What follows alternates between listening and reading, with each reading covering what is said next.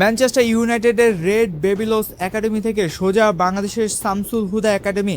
ভাবা যায় রক্তে যার জামাইকান স্পিড আর ধমনীতে বাংলাদেশি টান, এমনি এক ফুটবল ওয়ান্ডার কিড এখন লাল সবুজের ড্রেসিং রুমে। কে এই তরুণ তুর্কি? ফুটবল পাড়ায় এখন তাকে নিয়ে কেন এত তোলপাড়? বলছিলাম অ্যাডাম আব্বাসের কথা। বয়সভিত্তিক এএফসি অনূর্ধ্ব-20 টুর্নামেন্টকে সামনে রেখে যশোর শামসুল হুদা একাডেমিতে চলছে বাফুফের টাইট ক্যাম্প। আর সেখানে সবাইকে চমকে দিয়ে যোগ দিয়েছেন ইংলিশ প্রবাসী এই ফরওয়ার্ড। শুধু প্রবাস থেকে আসেননি, সাথে নিয়ে এসেছেন জাদুকরী এক ফুটবল ব্যাকগ্রাউন্ড।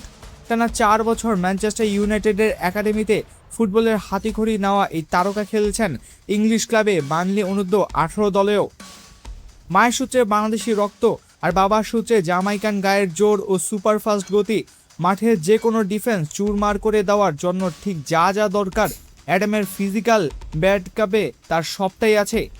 তিনি শুধু একাই গোল করেন না, উইং বা অ্যাটাকিং মিডফিল্ডার থেকে সতীর্থদের নিয়ে গোল করাতেও দারুণ ওস্তাদ। বাংলাদেশ জাতীয় ফুটবল দলের যুব কোচিং স্টাফরা তাই তাকে ভাবছেন আক্রমণ ভাগে মূল অস্ত্র হিসেবে। হামজা চৌধুরী বা জামাল ভুঁইয়াদের পথ ধরে প্রবাস থেকে আসা এই রক্তগুলো এখন দেশের ফুটবলে নতুন জোয়ার আনছে।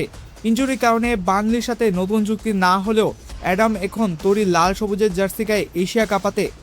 বাংলাদেশের বয়সভিত্তিক দলে তার এই আগমন কি ফরওয়ার্ড লাইনের গোল খরা চিরতরে মেটাতে পারবে?